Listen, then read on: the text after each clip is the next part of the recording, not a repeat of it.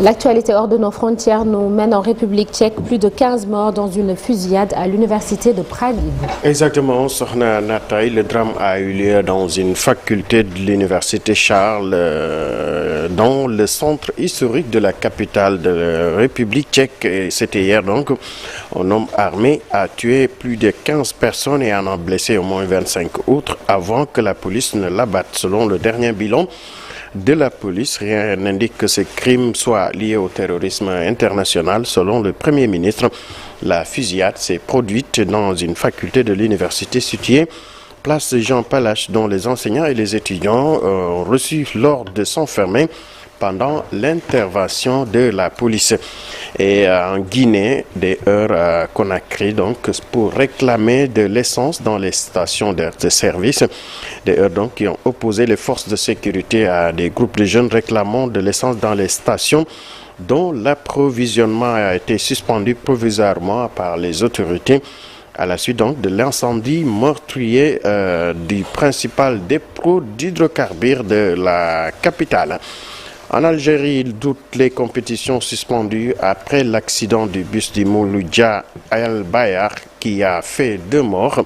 Dans un communiqué, la Fédération algérienne de football annonce que cette mesure prendra effet dès ce week-end à travers tout le territoire national et au niveau de toutes les divisions et catégories confondues jusqu'à nouvel ordre. Le joueur du MC Al Bayed se rendait donc à Tizi Ouzou pour affronter la JSK Kabylie.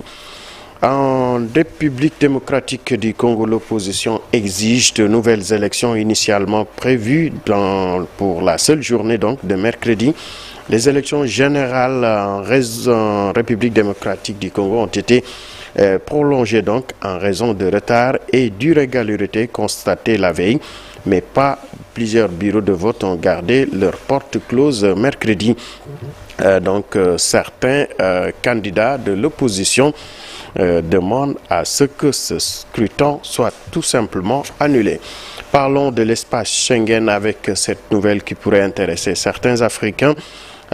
Bientôt, plus de titres de séjour pour travailler. Une bonne nouvelle donc pour les travailleurs étrangers dans l'espace Schengen. Cette semaine, le Parlement européen et le Conseil sont parvenus à un accord concernant la directive permis unique prend-on donc de Schengen Visa Info.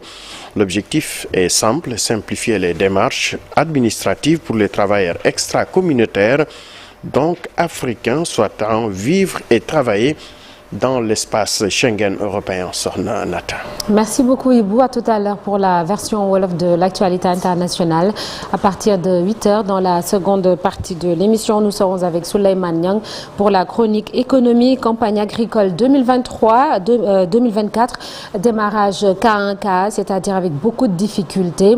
Et puis notre invité, ce vendredi, on va parler de petite enfance avec Mathieu Abdou.